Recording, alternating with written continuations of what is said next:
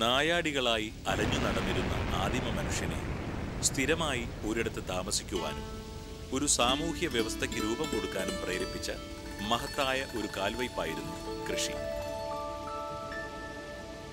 യഥാർത്ഥത്തിൽ മനുഷ്യൻ ശീലിച്ച ആദ്യത്തെ വിദ്യ തന്നെ കൃഷിയായിരുന്നിരിക്കണം. അതുകൊണ്ട് തന്നെ ഇന്നും മനുഷ്യന്റെ ജീവരക്തത്തിൽ കൃഷി എന്ന അമൂല്യ വികാരമുണ്ട്. എന്നാൽ വ്യവസായവൽക്കരണത്തിന്റെ വരവോടെ ആളുകൾ തൊഴിൽ തേടി കൂട്ടം കൂട്ടമായി നഗരങ്ങളിലേക്ക് കുടിയേറാൻ തുടങ്ങിയപ്പോൾ മനുഷ്യന്റെ നൂറ്റാണ്ടുകൾ പഴക്കമുള്ള മഹത്തായ കാർഷിക സംസ്കാരമാണ് അവർ പിന്നിൽ ഉപേക്ഷിച്ചു പോയത്. എന്നാൽ കുടുംബകൃഷി എന്ന ആശയം നമ്മുടെ ഇടയിൽ നിന്നും പൂർണ്ണമായി എങ്ങോട്ടോ പറന്നുപോയി എന്ന് നമുക്ക് പറയാനുമാവില്ല. കാരണം കുടുംബകൃഷി എന്ന ആശയം ഇപ്പോഴും മനസ്സിൽ താലോലിക്കുന്ന ചടയമംഗലത്തെ അനിലിനെയും ഭാര്യ ബിന്ദുവിനെയും പോലുള്ളവർ ഇപ്പോഴും നമ്മുടെ ഇടയിൽ ജീവിക്കുന്നു എന്നത് തന്നെ.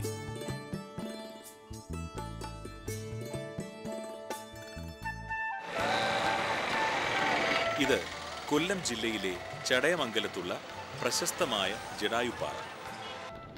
രാവണൻ സീതയെ പുഷ്പക വിമാനത്തിൽ കടത്തിക്കൊണ്ടു പോകവേ സീതയുടെ കരച്ചിൽ കേട്ട് അതുവഴി വന്ന ജടായു രാവണനിൽ നിന്ന് സീതയെ രക്ഷിക്കുവാൻ ശ്രമിക്കുന്നതിനിടയിൽ രാവണന്റെ വെട്ടേറ്റ് ജടായു ചിറകുകളറ്റ് വീണത് ചടയമംഗലത്തെ ഈ പാറ മുകളിലാണെന്ന് ഐതിഹ്യം. ഇന്ന് ജടായുപ്പാറ ഏറെ തിരക്കുള്ള ഒരു ടൂറിസ്റ്റ് കേന്ദ്രമാണ്. അങ്ങനെ ശ്രീരാമന്റെ പാദസ്പർശത്താൽ അനുഗ്രഹീതമായ മണ്ണിലാണ് ഗൾഫിൽ നിന്ന് മടങ്ങിയെത്തിയ അനിലും ബിന്ദുവും പച്ചക്കറി കൃഷി തുടങ്ങിയത്.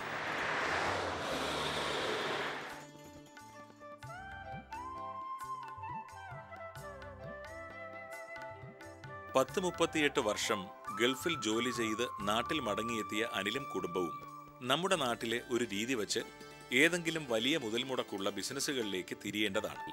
അനിലിനും ബിന്ദുവിനും രണ്ടാമതൊന്നും ആലോചിക്കേണ്ടി വന്നില്ല. കൃഷിയാണ് തങ്ങളുടെ ജീവിതത്തിന്റെ ഇനി അങ്ങോട്ടുള്ള ദൗത്യമെന്ന് തീരുമാനിക്കുവാൻ. അതിനൊരു കാരണമുണ്ട്. കാർഷിക പാരമ്പര്യമുള്ള കുടുംബങ്ങളിൽ നിന്നുള്ളവരായിരുന്നു അനിലും ബിന്ദുവും. ബിന്ദുവിന്റെ അച്ഛനും അമ്മയും ഗവൺമെന്റ് ജീവനക്കാരായിരുന്നെങ്കിലും കൃഷിക്ക് ജീവിതത്തിൽ വളരെ പ്രാധാന്യം കൊടുക്കുകയും വിദ്യാർത്ഥികളായിരുന്ന മക്കളെ പഠനത്തോടൊപ്പം തന്നെ കൃഷിയിലേക്കും അടുപ്പിക്കുവാൻ ശ്രദ്ധിച്ചിരുന്നു. ബിന്ദുവിന്റെ അച്ഛന് നല്ല കർഷകനുള്ള കർഷകശ്രീ അവാർഡ് ലഭിച്ചിട്ടുണ്ട്. അദ്ദേഹമാണ് ചടയമംഗലത്ത് ആദ്യമായി ബസുമതി നെല്ല് കൃഷി ചെയ്യുന്നത്. ബിന്ദുവിന്റെ അപ്പൂപ്പൻ CK പത്മനാഭൻ ഇവിടെ കരനെല്ലും എള്ളുമൊക്കെ കൃഷി ചെയ്തിരുന്നു. അന്നത്തെ കാലത്ത് തിരുവല്ലയിൽ നിന്ന് ഇത്ര ദൂരം വന്ന് വിപുലമായ രീതിയിൽ കൃഷി ചെയ്തിരുന്ന ബിന്ദുവിന്റെ അപ്പൂപ്പൻ ഇവിടത്തുകാർക്ക് ഒരു അത്ഭുതമായിരുന്നു. ഇത്രയ്ക്കൊക്കെ കാർഷിക പാരമ്പര്യമുള്ള ബിന്ദുവിനെ പോലുള്ള ഒരാൾക്ക് എങ്ങനെ കൃഷിയിലേക്ക് ഇറങ്ങാതിരിക്കാനാകും? ഞാൻ ഗൾഫിലായിരുന്നു, അബുദാബിയിൽ 38 വർഷത്തോളം അവിടെ ഉണ്ടായിരുന്നു. അപ്പോൾ നമ്മൾ അവിടെ നിന്ന് തിരിച്ചിവിടെ വരുന്ന സമയത്ത് എന്തെങ്കിലും ചെയ്യണമെന്ന് ആഗ്രഹം ഉണ്ടായിരുന്നു. അപ്പോൾ വൈഫ് എപ്പോഴും പറയുമായിരുന്നു കൃഷി ചെയ്യണം, കൃഷിയിലാണ് കൂടുതൽ താല്പര്യം. ആ താല്പര്യം കൊണ്ട് ഞാൻ സമ്മതിച്ച് സ്റ്റാർട്ട് ചെയ്ത്. എനിക്ക് ആദ്യം വലിയ ബുദ്ധിമുട്ടൊക്കെ ഉണ്ടായിരുന്നെങ്കിലും ഇപ്പോഴ് ഇതൊരു എൻ്റെ ജീവിതത്തിൻ്റെ ഒരു പാർട്ടായിട്ട് മാറിയിട്ടുണ്ട്. കുടുംബം കാലത്ത് എണീക്കും, വരും, പുഴുകളൊക്കെ കൊല്ലും, പിന്നെ വിളവെടുപ്പ്, അങ്ങനെ ഇതിലോട്ട് അങ്ങ് ചേർന്നിപ്പോൾ. നീണ്ട ഒരു കാലം ഭർത്താവിനൊപ്പം വിദേശത്തായിരുന്നിട്ടും ബിന്ദുവിന്റെ സ്വപ്നങ്ങളിൽ മലയാള മണ്ണിന്റെ മണവും ഇവിടുത്തെ കൃഷിയുടെ പച്ചപ്പും ഉണ്ടായിരുന്നു. നാട്ടിൽ വരുമ്പം കൃഷി തുടങ്ങാൻ തന്നെ ആയിരുന്നു. അവിടെ വെച്ച് ഞങ്ങൾക്ക് അതിൻ്റേതായ ഒരു ഇതുണ്ടായിരുന്നു. നാട്ടിൽ വന്ന് വെറുതെ നിൽക്കുമ്പം കൃഷി തുടങ്ങണം എന്ന് തന്നെ വിചാരിച്ചിരുന്നു. അത് ആദ്യം ഞങ്ങൾക്കൊരു അങ്കലാപ്പുണ്ടായിരുന്നത് എത്രത്തോളം നടക്കും എന്നുള്ളത്. ഒന്നാമത്തെ കാര്യം, ജോലിക്ക് ആളിനെ കിട്ടുന്ന ഒരു വലിയ പ്രശ്നമാണ്. പിന്നെ ഇത് വലിയ വളങ്ങളൊന്നും ഉപയോഗിക്കാതെ നമ്മുടെ പിന്നെ ജൈവ വളങ്ങൾ മാത്രം ഉപയോഗിച്ച് ചെയ്യുന്നൊരു രീതിയാണ് നമ്മൾ ആലോചിച്ചത്. അപ്പം ഞങ്ങൾക്ക് അതിന് തക്കവണ്ണം കാര്യങ്ങളെല്ലാം പറഞ്ഞു തരാനായിട്ട് ഇവിടുത്തെ പഞ്ചായത്തിൽ നിന്നും കൃഷിഭവനിൽ നിന്നുമൊക്കെ ആൾക്കാർ വന്നിരുന്നു. പിന്നെ നഷ്ടമായാലും ലാഭമായാലും ഇത് ചെയ്യണം എന്ന് ഞങ്ങൾക്ക് വളരെ ആഗ്രഹമായിരുന്നു. ആദ്യമൊക്കെ ഒരുപാട് കാലാവസ്ഥയും പിന്നെ അല്ലാതെ ആളുകളെ കിട്ടാനുള്ള ബുദ്ധിമുട്ടും ഒക്കെ ഒത്തിരി ഉണ്ടായിരുന്നു. മാനസികമായിട്ട് ആദ്യം ഇച്ചിരി ഒരു മടുപ്പ് തോന്നിയെങ്കിലും ഞങ്ങൾക്ക് പിന്നെ അത് ഡെവലപ്പ് ചെയ്ത് കൊണ്ടുവരാൻ പറ്റി. എല്ലാ സപ്പോർട്ടോടും കൂടി ഞങ്ങൾക്ക് 2-3 ജോലിക്കാരെ കിട്ടുകയും ഞാൻ എല്ലാം ചെയ്തിരുന്നു. വെളുപ്പിനെ ഉണർന്ന് കുളിയും പൂജയുമൊക്കെ കഴിഞ്ഞ് ഈ വലിയ വീട്ടിൽ നിന്ന് ഇവർ ഇത്ര ധൃതിയിൽ എങ്ങോട്ടാണ് പോകുന്നത്? തീർച്ചയായും ഏതെങ്കിലും വ്യവസായ സ്ഥാപനത്തിലെ AC മുറിയിലേക്കല്ല. വെണ്ടയും പടവലവും പാവലും വഴുതനയും പൂത്തും കായ്ച്ചും നിൽക്കുന്ന സ്വന്തം കൃഷിയിടത്തിലേക്കാണ്.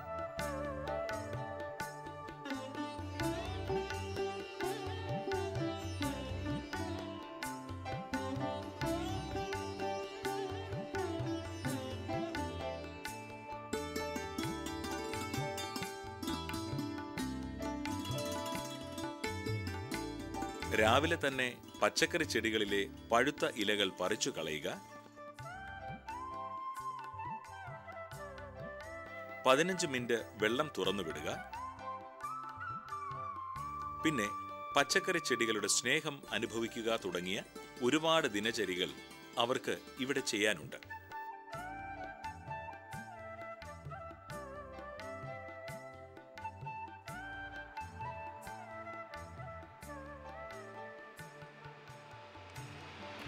തിരക്കേറിയ MC റോഡിന്റെ വശത്തുള്ള ഈ സ്ഥലത്താണ് അനിലിന്റെയും ബിന്ദുവിന്റെയും പച്ചക്കറിത്തോട്ടം. 1 ഏക്കർ വിസ്തൃതിയുള്ള ഈ കൃഷിയിടത്തിൽ സമ്പൂർണമായും ജൈവ കൃഷി സമ്പ്രദായത്തിൽ ആധുനിക സാങ്കേതിക വിദ്യകൾ കൂടി ഉപയോഗപ്പെടുത്തി പച്ചക്കറികളായ വെണ്ട, പയർ, പാവൽ, വഴുതന, തക്കാളി, പാലക്ക് എന്നിവ കൃഷി ചെയ്തിരിക്കുന്നു. തുറസായ രീതിയിൽ ഓപ്പൺ പ്രെസിഷൻ ഫാമിംഗ് അഥവാ കൃത്യത കൃഷി രീതിയാണ് ഇവിടെ അനുവർത്തിച്ചിരിക്കുന്നത്. അത്യുൽപാദന ശേഷിയുള്ള സങ്കര ഇനം വിത്തുകളും തൈകളുമാണ് ഇവിടെ ഉപയോഗിച്ചിരിക്കുന്നത്. തക്കാളിയും വഴുതനയും ഗ്രാഫ്റ്റ് തൈകളാണ് നട്ടിട്ടുള്ളത്. കൃഷിയിടം കിളച്ചൊരുക്കി കള നീക്കം ചെയ്ത് ഡീഗ്രേഡബിൾ പോളിത്തീൻ ഷീറ്റ് വിരിച്ച് സൂര്യതാപനം നടത്തി കളകൾ നിയന്ത്രിക്കുന്ന രീതിയാണ് ഇവിടെ പ്രയോഗിച്ചിരിക്കുന്നത്. നമ്മുടെ സംസ്ഥാനത്തിന് ആവശ്യമായിട്ടുള്ള വിഷവിമുക്തമായ സുരക്ഷിത പച്ചക്കറി നമ്മുടെ നാട്ടിൽ തന്നെ ഉൽപ്പാദിപ്പിക്കുക എന്നുള്ളതാണ് നമ്മൾ ഇന്ന് നേരിടുന്ന ഏറ്റവും വലിയ വെല്ലുവിളിയും ലക്ഷ്യവും. ഈ ലക്ഷ്യം സാക്ഷാത്കരിക്കുന്നതിന് വേണ്ടി കഴിഞ്ഞ 2 വർഷങ്ങളിലായിട്ട് നമ്മുടെ കൃഷി ഡിപ്പാർട്ട്മെൻറ്റ് വഴി പല തരത്തിലുള്ള ഡെവലപ്മെൻറ്റ് സ്കീമുകൾ നമ്മൾ നടപ്പിലാക്കി വരുന്നുണ്ട്. ഉദാഹരണത്തിന് പറയുകയാണെങ്കിൽ നമ്മുടെ ജില്ലയിലെ മൊത്തം സ്കൂളിലെയും സ്കൂൾ കുട്ടികൾക്ക് പച്ചക്കറി കിറ്റ് കൊടുത്തിട്ട് അവരുടെ വീട്ടിൽ അത് കൊണ്ടുപോയി കൃഷി ചെയ്യുന്നതിനുള്ള ഒരു പദ്ധതി. ഏകദേശം 4 ലക്ഷം കുട്ടികൾക്കാണ് നമ്മൾ ഈ പച്ചക്കറി വിത്ത് കൊടുത്തത്. കൂടാതെ നമ്മുടെ സ്കൂളുകളിൽ 310 സ്കൂളുകൾ ജില്ലയിൽ സെലക്ട് ചെയ്തിട്ട് ആ സ്കൂളുകളിലെല്ലാം സ്കൂൾ തോട്ടങ്ങളിൽ പച്ചക്കറി കൃഷി ചെയ്യുന്നുണ്ട്. ഈ സ്കൂൾ കുട്ടികളെ ഇതുമായിട്ട് നമ്മൾ ബന്ധപ്പെടുത്തിയിരിക്കുന്നതെന്ന് പറഞ്ഞാൽ കൊച്ചു കുഞ്ഞുങ്ങളിൽ ഒരു കാർഷിക സംസ്കാരം വളർത്തിയെടുത്ത് അവരെ കൃഷിയിലേക്ക് ആകർഷിക്കുക എന്നുള്ള ഉദ്ദേശത്തോടു കൂടിയാണ് നമ്മൾ ഈ പദ്ധതി 2 വർഷമായിട്ട് നടപ്പിലാക്കി വരുന്നത്.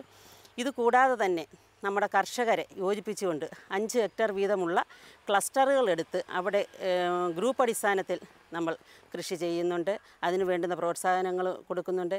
ഇതൊക്കെ കൂടാതെ തന്നെ നമ്മുടെ കൃഷി ചെയ്യാൻ സ്ഥല സൗകര്യങ്ങൾ ഇല്ലാത്ത കർഷകരെ ഉദ്ദേശിച്ചുകൊണ്ട് അവരുടെ ടെറസിലും മറ്റുള്ള ഉള്ള സ്ഥലങ്ങളിലുമായിട്ട് കൃഷി ചെയ്യുന്നുണ്ട്. ഗ്രോ ബാഗുകൾ വഴി നമ്മൾ ഈ കൃഷി നടപ്പിലാക്കി വരുന്നുണ്ട്. ഒരു കർഷകന് 25 ഗ്രോ ബാഗാണ് ഒരു യൂണിറ്റ് കൊടുക്കുന്നത്. ആ രീതിയിലെല്ലാം നമ്മൾ പച്ചക്കറി കൃഷി നടപ്പിലാക്കി വരുന്നതാണ്. കഴിഞ്ഞ 2 വർഷങ്ങളിലായിട്ട് ഏകദേശം നമുക്ക് ഒരു നല്ല പരിധി വരെ ഇതിനകത്ത് പച്ചക്കറി പദ്ധതിയിൽ വിജയിക്കാൻ സാധിച്ചിട്ടുണ്ട്. കർഷകരും കൃഷി ഓഫീസർമാരും തമ്മിലുള്ള ബന്ധം മുമ്പൊക്കെ കൃഷി ഓഫീസിലെ ഫയലുകളിലായി മേശപ്പുറത്തും ഷെൽഫുകളിലും കിടന്ന് ചിതലരിക്കുകയായിരുന്നു. ഇന്ന് ആ സ്ഥിതി മാറി. കൃഷി ഉദ്യോഗസ്ഥർ ഫയലുകളിൽ നിന്നും കൃഷിയിടങ്ങളിലേക്ക് ഇറങ്ങി വന്നു കഴിഞ്ഞു. കർഷകർക്കൊപ്പം ഇന്ന് കേരളത്തിലെ കൃഷി ഉദ്യോഗസ്ഥരുമുണ്ട്. ആരോഗ്യപരമായ ജീവിതത്തിന് പച്ചക്കറികൾ ധാരാളമായി ഭക്ഷണക്രമത്തിൽ ഉൾപ്പെടുത്തണം എന്നുള്ളത് ശാസ്ത്രീയമായി തെളിയിക്കപ്പെട്ടിട്ടുള്ള വസ്തുതയാണ്. വിഷരഹിതമായ പച്ചക്കറികൾ ഉൽപ്പാദിപ്പിക്കുന്നത് മാത്രമല്ല, ഈ പച്ചക്കറിത്തോട്ടം സമൂഹത്തിന് മാതൃകാപരമായ ഒരു സന്ദേശം കൂടി നൽകുന്നു എന്ന് തെളിയിച്ചിരിക്കുകയാണ് ചടയമംഗലത്തിന് സമീപം നെട്ടേത്തറ എന്ന പ്രദേശത്ത് ഇന്ദിവരത്തിൽ ശ്രീ അനിൽകുമാറും അദ്ദേഹത്തിൻ്റെ ഭാര്യ ശ്രീമതി ബിന്ദു അനിലും. കൃത്യതാ കൃഷിയെപ്പറ്റി പറയുമ്പോൾ സൂര്യതാപനം കൊണ്ട് തന്നെ കളകളെയും കീടങ്ങളെയും നിയന്ത്രിക്കുവാൻ വേണ്ടി ഡീഗ്രേഡബിൾ പോളിത്തീൻ ഷീറ്റ് വിരിച്ചതിന് ശേഷം കൃത്യമായ അകലങ്ങളിൽ ചെടികൾ നടുന്നതിന് വേണ്ടി സുഷിരങ്ങൾ നിർമ്മിച്ച് ആ സുഷിരങ്ങളിൽ ഓരോ വിത്ത് മാത്രം ഇട്ടുകൊണ്ട് കൃത്യതാ കൃഷി സമ്പ്രദായം തുടങ്ങുന്നു. വിളകൾക്ക് ബാധിക്കുന്ന കളകളെയും കീടങ്ങളെയും രോഗങ്ങളെയും നിയന്ത്രിക്കുന്നതിന് കൃത്യതാ കൃഷിയിൽ പ്രത്യേകമായ സമ്പ്രദായമുണ്ട്. കളകൾ നിയന്ത്രിക്കുന്നതിനായി സൂര്യതാപനം മാത്രമാണ് ഇവിടെ അനുവർത്തിക്കുന്നത്. പോളിത്തീൻ ഷീറ്റിനുള്ളിൽ പ്രത്യേകമായി സൃഷ്ടിക്കപ്പെടുന്ന സൂക്ഷ്മ കാലാവസ്ഥ മൂലം വിളകൾക്ക് കളകളുടെ ശല്യം ഉണ്ടാകുന്നില്ല. ഓരോ ചെടിയുടെയും ചുവട് ഭാഗത്തായിട്ട് വേരുപടലങ്ങൾ ധാരാളമുള്ള റൂട്ട് സോൺ എന്നറിയപ്പെടുന്ന ഭാഗത്ത് കൃത്യമായ അളവിൽ വെള്ളവും വളവും ദ്രാവക രൂപത്തിൽ നൽകുന്നത് മൂലം വളപ്രയോഗത്തിന് ആവശ്യമായി വരുന്ന ചെലവും അതുപോലെ തന്നെ കളനിയന്ത്രണത്തിനുള്ള ചെലവും കുറയ്ക്കുവാൻ സാധിക്കുന്നു. ഓപ്പൺ പൊസിഷൻ എന്നുള്ള ഇതിനകത്ത് നമ്മൾ ഏറ്റവും വലിയ പ്രത്യേകത എന്ന് വെച്ചാൽ മറ്റുള്ള സ്ഥലത്തിനെ അപേക്ഷിച്ച് ഇതിനകത്തൊരു പോളിത്തീൻ ഷീറ്റ് വെച്ച് നമ്മൾ ആദ്യമേ കവർ ചെയ്യും. ഈ കവർ ചെയ്യുന്നതിന് മുമ്പ് ഈ മണ്ണുകളെല്ലാം തന്നെ നമ്മളൊരു സ്റ്റെറിലൈസേഷൻ സൂര്യതാപം മുഖേന സ്റ്റെറിലൈസേഷൻ ചെയ്തിട്ടാണ് ചെയ്യുന്നത്. ഇതിൻ്റെ ഓരോ ബെഡുകൾക്കും അതിൻ്റേതായ നീളമുണ്ട്, അതിൻ്റേതായ സ്പേസിങ്ങിലാണ് ചെയ്തിരിക്കുന്നത്. ഇത് ശ്രദ്ധിച്ചാൽ മനസ്സിലാവും, ഓരോന്നും അതിൻ്റേതായ സ്പേസിങ്ങിൽ ചെയ്യും. അതേപോലെ തന്നെ ഇത് കവർ ചെയ്യുന്നതിന് മുമ്പേ തന്നെ നമുക്ക് ഇതിന് ഇറിഗേഷന് വേണ്ടി ഇതിന് അടിയിൽ കൂടെ ഒരു ചെറിയൊരു പൈപ്പ് പോയിട്ടുണ്ട്. ഈ പൈപ്പിൻ്റെ ഒരു പ്രത്യേകത എന്ന് വെച്ചാൽ ഓരോ ചെടികളിലും അതിൻ്റേതായ ദൂരത്തിലാണ് വെച്ചിരിക്കുന്നത്. ഓരോന്നിൻ്റെ സ്പേസിങ് അതിൻ്റെ കൃത്യമായിട്ട് ഓരോന്നും അതിൻ്റേതായ സ്പേസിങ്ങിലാണ് ചെയ്തു. ഇതിൻ്റെ ഈ ഭാഗത്ത് ദ്വാരത്തിൽ കൂടെയാണ് ജലവും വളവും എല്ലാം നമ്മൾ കൊടുക്കുന്നത്. വളം എന്ന് വെച്ചാൽ നമ്മൾ വെള്ളത്തിൽ അലിയുന്ന ടൈപ്പുള്ള വാട്ടർ സോളുബിൾ ഇനത്തിലുള്ള വളമാണ് ഇത് കൊടുക്കുന്നത്.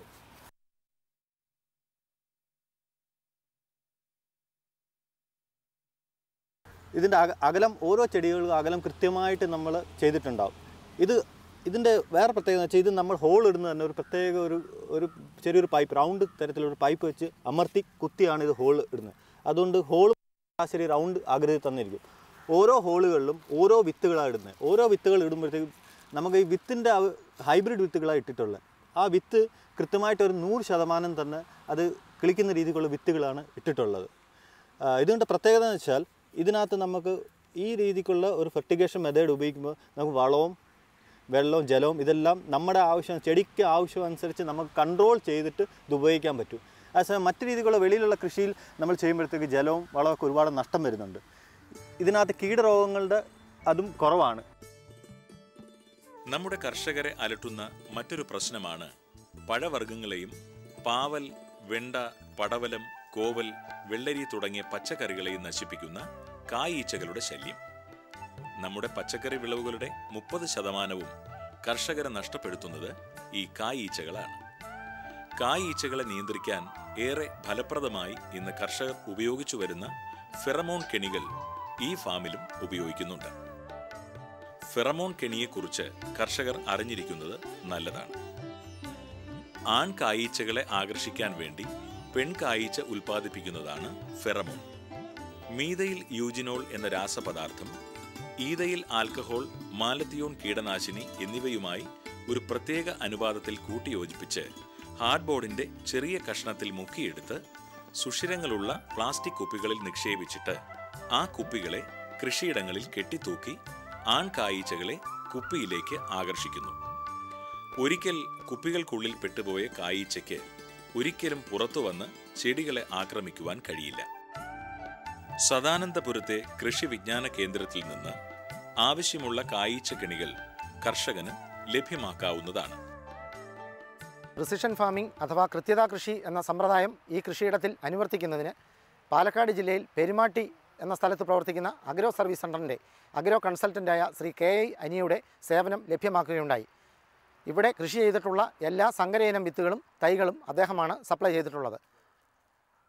രോഗപ്രതിരോധ ശക്തിയും അത്യുൽപാദന ശേഷിയുമുള്ള ഇത്തരം സങ്കര ഇനങ്ങൾ ഉപയോഗിക്കുന്നത് മൂലം സാധാരണഗതിയിൽ ലഭിക്കുന്ന 3 ടൺ വിളവിനെ ഇരട്ടിയായി ഏതാണ്ട് 7 ടണ്ണോളം വിളവ് ഈ കൃഷിയിടത്തിൽ നിന്നും നമ്മൾ പ്രതീക്ഷിക്കുന്നു. വിഷരഹിതമായ പച്ചക്കറികൾ അത്യുൽപാദന ശേഷിയുള്ള വിത്തിനങ്ങൾ ഉപയോഗിക്കുന്നത് മൂലം ധാരാളമായി ഉൽപ്പാദിപ്പിക്കപ്പെടുകയും ചെയ്യുന്നു. അതുകൊണ്ട് കൃഷിക്കാരന് ലാഭകരമായ ഒരു കൃഷി സമ്പ്രദായം അനുവർത്തിക്കുവാൻ സാധിക്കുന്നു. ഇവിടുത്തെ പച്ചക്കറികൾക്കുള്ള ജൈവവളം ഇവിടെ തന്നെയാണ് ഉൽപ്പാദിപ്പിക്കുന്നത്. ഈ 1 ഏക്കറോളമുള്ള കൃഷി സ്ഥലത്ത് ഞങ്ങൾ തികച്ചും ജൈവ രീതിയിലാണ് ഇത് ചെയ്തിരിക്കുന്നത്. അതിന് മെയിനായിട്ട് കൊടുക്കുന്ന വളം ഈ മിശ്രിതമാണ്.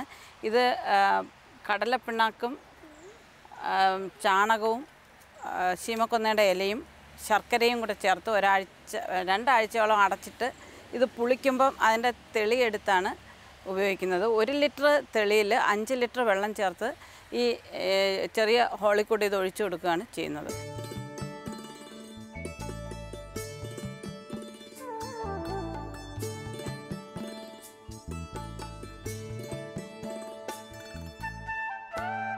പുള്ളി ഇത് കഴിഞ്ഞാൽ ഉടനെ അടുത്ത കൃഷി തുടങ്ങണമെന്ന് പറഞ്ഞിരിക്കുകയാണ്. ഇത് മാർക്കറ്റ് ചെയ്യാനും അതിനും ഞങ്ങൾക്ക് ആവശ്യത്തിനുള്ള, അതായത് എനിക്ക് ഒരു ബ്രദറും ഒരു സിസ്റ്ററും ഉണ്ട്. അപ്പം ഞങ്ങൾ അവർക്ക്, പുള്ളിക്കാരൻ്റെ സിസ്റ്റേഴ്സ്, അവർക്കൊക്കെ ഞങ്ങൾ കൊടുത്തിട്ട് ബാക്കി ഞങ്ങൾ പുറത്ത് കൊടുക്കുകയാണ് ചെയ്യുന്നത്. വിഷമടിക്കാത്ത പച്ചക്കറി ഉപയോഗിക്കണം എന്ന് നിർബന്ധമുള്ളത് കൊണ്ടാണ് ഞങ്ങൾ മെയിനായിട്ടും ഇത് ഇത്ര വിപുലമായിട്ട് ചെയ്യാൻ തുടങ്ങിയത്. ഒരു ദിവസം എല്ലാ ദിവസവും ഞങ്ങൾ വിളവെടുക്കുന്നുണ്ട്. കുറച്ച് കാര്യം ബെൽഗേറ്റ് എന്ന് പറയുന്ന ഒരു ഷോപ്പിലേക്ക് ഞങ്ങൾ പച്ചക്കറി കൊടുക്കുന്നുണ്ട്. ഒരു 30 കിലോ പാവയ്ക്കയും ഒരു 50 കിലോയോളം പയറും ഒരു 25-30 കിലോയോളം പടവലങ്ങ, ഇങ്ങനെയൊക്കെ ഞങ്ങൾ എല്ലാ ഓൾട്ടർനേറ്റ് ഡേയ്സിലും കൊടുക്കുന്നുണ്ട്. അനിൽ ബിന്ദു ദമ്പതിമാർക്ക് 2 മക്കളാണ്. 2 പേരും എഞ്ചിനീയർമാരാണ്. മൂത്ത മകൻ ഇപ്പോൾ വിദേശത്താണ്. ബിടെക്കാരനായ ഇളയ മകൻ നിതിൻ അമ്മയ്ക്കും അച്ഛനുമൊപ്പം കൃഷിയിടത്തിൽ തന്നെയുണ്ട്. വൈറ്റ് കോളർ ജോലിക്ക് പിന്നാലെ പായുന്ന പുതിയ തലമുറയിലെ ചെറുപ്പക്കാർക്ക് നിതിൻ തീർച്ചയായും ഒരു മാതൃകയാണ്. പച്ചക്കറി കൃഷിയോടൊപ്പം നെൽകൃഷിയുമുണ്ട് അനിലിനും ബിന്ദുവിനും. തീർന്നില്ല, ഇവർക്കിവിടെ മുയൽ വളർത്തലുണ്ട്, ആടു വളർത്തലുണ്ട്, കോഴി വളർത്തലുണ്ട്. ആകാശത്തിന് കീഴെയുള്ള ഒട്ടുമിക്കതുമുണ്ട് ഇവിടെ. ഇതിൻ്റെ പിറകിൽ പ്രവർത്തിച്ച സുഹൃത്തുക്കൾ, ജനപ്രതിനിധികൾ, അതുപോലെ തന്നെ ഡിപ്പാർട്ട്മെൻറ്റ് ഉദ്യോഗസ്ഥർ, കൃഷിക്കാർ എല്ലാവരെയും ബ്ലോക്ക് പഞ്ചായത്തിൻ്റെ പേരിൽ മുക്തകണ്ഠം പ്രശംസിക്കുകയാണ്. ഇതും ഒരു മാതൃകയാക്കിക്കൊണ്ട് തുടർന്നും പ്രവർത്തനം നടത്താൻ മറ്റ് കൃഷിക്കാർ മുന്നോട്ട് വരണം എന്നുള്ളതാണ് എൻ്റെ ബ്ലോക്ക് പഞ്ചായത്ത് പ്രസിഡന്റ് എന്നുള്ളതിൽ ഉള്ള അഭ്യർത്ഥന. അനിലും ബിന്ദുവും കൃഷിയെ സ്നേഹിക്കുന്നത് ഒരു ലാഭോപാധിയായി മാത്രമല്ല, തലമുറകളിലേക്ക് പകർന്നു നൽകുന്ന ആരോഗ്യ സംസ്കാരത്തിൻ്റെ ഉപാധി കൂടിയാണ് ഇവർക്ക് കൃഷി.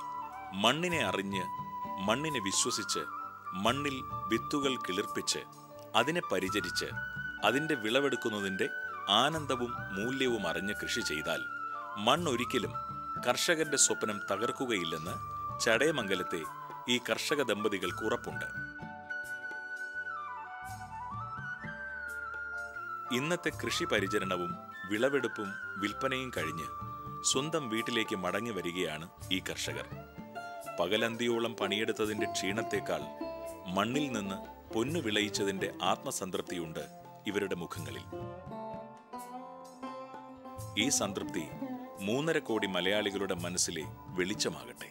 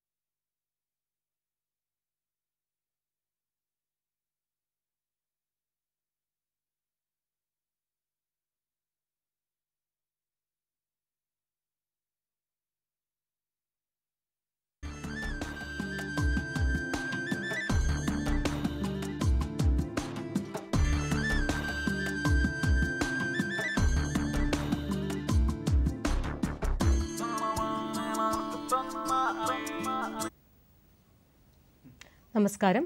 ദൂരദർശൻ കാർഷിക വാർത്തകളിലേക്ക് സ്വാഗതം. പ്രധാന വാർത്തകൾ. ഗ്ലോബൽ അഗ്രി മീറ്റ് നീലവിപ്ലവം കേരളത്തിൽ. ജന്തുക്കളിൽ പരീക്ഷിച്ച സൗന്ദര്യ വസ്തുക്കളുടെ ഇറക്കുമതി നിരോധിച്ചു. കേരവൃക്ഷ ഇൻഷുറൻസ് പദ്ധതിയിലേക്ക് അപേക്ഷിക്കാം. വാർത്തകൾ വിശദമായി. രാജ്യത്ത് മാംസോൽപാദന കയറ്റുമതി മേഖലയിൽ വൻ വളർച്ച ലക്ഷ്യമിട്ട് നടപ്പിലാക്കുന്ന നീലവിപ്ലവത്തിന് കേരളത്തിന് ഏറെ സാധ്യതയാണുള്ളതെന്ന് കേന്ദ്ര കൃഷി വകുപ്പ് മന്ത്രി രാധാ മോഹൻ സിംഗ്. അങ്കമാലി അഡ്ലക്സ് മാളിൽ ആഗോള കാർഷിക സംഗമം ഉദ്ഘാടനം ചെയ്ത് സംസാരിക്കുകയായിരുന്നു അദ്ദേഹം. മണ്ണിലെ പോഷകഘടന വിലയിരുത്താൻ സോയിൽ ഹെൽത്ത് കാർഡ്, ജലസേചന സൗകര്യം വർദ്ധിപ്പിക്കൽ എന്നിവയ്ക്ക് പ്രാധാന്യം നൽകും. കുട്ടനാട് പാക്കേജിനെ ഹോർട്ടിക്കൾച്ചർ മിഷൻ ഉൾപ്പെടുത്തി സാമ്പത്തിക സഹായം നൽകുമെന്നും അദ്ദേഹം പറഞ്ഞു. സംഗമത്തിൽ 100ഓളം നിക്ഷേപകർ കാർഷിക രംഗത്ത് നിക്ഷേപിക്കാൻ തയ്യാറായിട്ടുണ്ടെന്ന് സംസ്ഥാന കൃഷി വകുപ്പ് മന്ത്രി ശ്രീ കെ പി മോഹൻ അഭിപ്രായപ്പെട്ടു.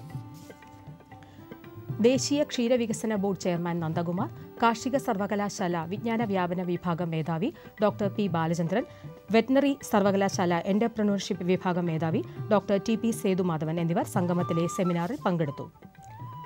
ജന്തുക്കളിൽ പരീക്ഷണം നടത്തി ഉൽപ്പാദിപ്പിച്ച സൗന്ദര്യ വസ്തുക്കൾ ഇറക്കുമതി ചെയ്യുന്നത് നിരോധിച്ച് കേന്ദ്ര ആരോഗ്യ കുടുംബക്ഷേമ വകുപ്പ് ഉത്തരവിറക്കി. നവംബർ 13 മുതൽ ഇത് പ്രാബല്യത്തിൽ വരും. മൃഗസംരക്ഷണത്തിനു വേണ്ടി രംഗത്തുള്ള വിവിധ സംഘടനകളുടെ ആവശ്യത്തെ തുടർന്നാണ് ഈ നടപടി. സസ്തനികളായ ജന്തുക്കളെയാണ് പരീക്ഷണത്തിന് വിധേയമാക്കുന്നത്. അമിതമായി പരീക്ഷണത്തിന് ഉപയോഗിക്കുന്നത് കാരണം ചില പ്രത്യേക ഇനങ്ങൾ വംശനാശ ഭീഷണിയിലാണെന്ന് പരിസ്ഥിതി പ്രവർത്തകർ പറയുന്നു. മൃഗസംരക്ഷണ വകുപ്പിൽ ചികിത്സാ പരിശോധനാ ഫീസുകൾ കൂട്ടി. ചെറിയ ശസ്ത്രക്രിയകൾക്ക് 25 നിന്ന് 40 രൂപയായും വലിയ ശസ്ത്രക്രിയകൾക്ക് 100 നിന്ന് 150 വർദ്ധിപ്പിച്ചു. കൂടാതെ വാക്സിനുകളുടെ വില 15 നിന്ന് 25 30 നിന്ന് 50 ഉയർത്തി. താറാവ് വസന്തയ്ക്കുള്ള പ്രതിരോധ മരുന്നിന്റെ വില 40 നിന്ന് 60 ആന്ത്രാക്സിനെതിരെയുള്ള മരുന്നിന്റെ വില 250 നിന്നും 400 വർദ്ധിപ്പിച്ചു. പ്രകൃതിക്ഷോഭം, രോഗകീടാക്രമണം തുടങ്ങിയ മൂലമുണ്ടാകുന്ന നഷ്ടങ്ങളിൽ നിന്ന് കായ്ഫലമുള്ള തെങ്ങുകളെ ഇൻഷുർ ചെയ്ത് കേര കർഷകരെ സഹായിക്കുന്നതിന് വേണ്ടിയുള്ള കേരവൃക്ഷ ഇൻഷുറൻസ് പദ്ധതിയിലേക്ക് കർഷകർക്ക് അപേക്ഷിക്കാം. കായ്ഫലമുള്ളതും നിശ്ചിത പ്രായപരിധിയിൽ ഉൾപ്പെടുത്തുന്നതുമായ കുറഞ്ഞത് 5 തെങ്ങുകൾ സ്വന്തമായുള്ള കർഷകന് പദ്ധതിയിൽ അംഗമാകാവുന്നതാണ്. പ്രീമിയം തുകയുടെ 25% മാത്രമേ കർഷകർ അടയ്ക്കേണ്ടതുള്ളൂ.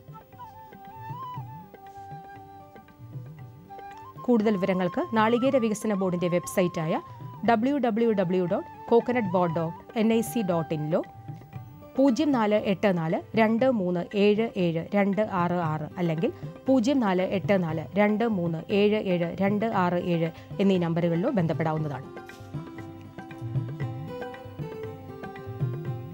കമ്പോള നിലവാരം.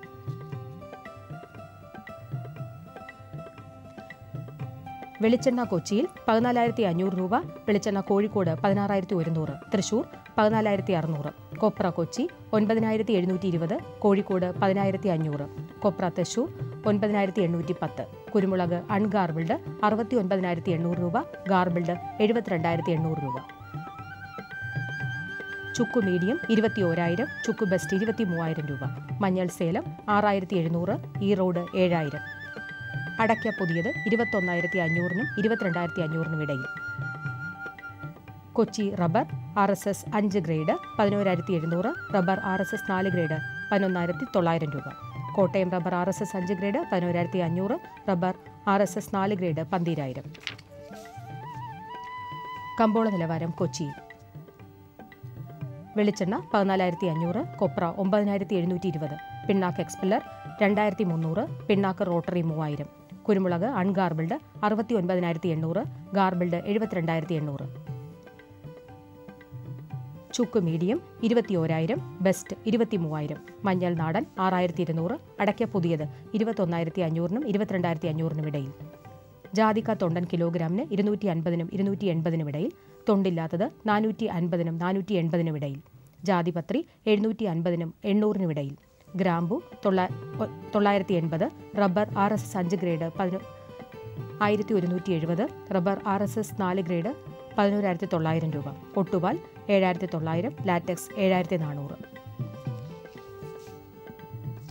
കമ്പോള അവലോകനം.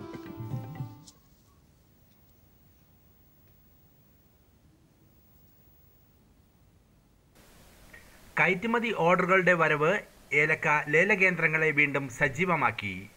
തേക്കടി ലേലത്തിൽ 1.25 ലക്ഷം കിലോ ഏലക്ക വിൽപ്പനയ്ക്ക് വന്നു. വിദേശ ഡിമാൻഡിൽ മികച്ച ഇനം കിലോ 1000 രൂപയ്ക്ക് മുകളിൽ ലേലം കൊണ്ടു.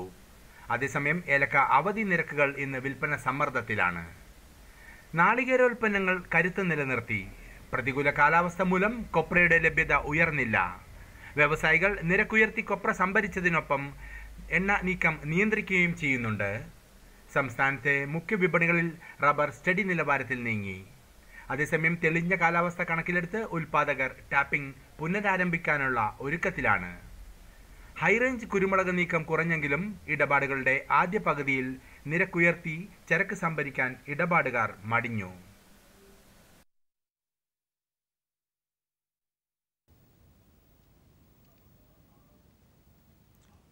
കാലാവസ്ഥ.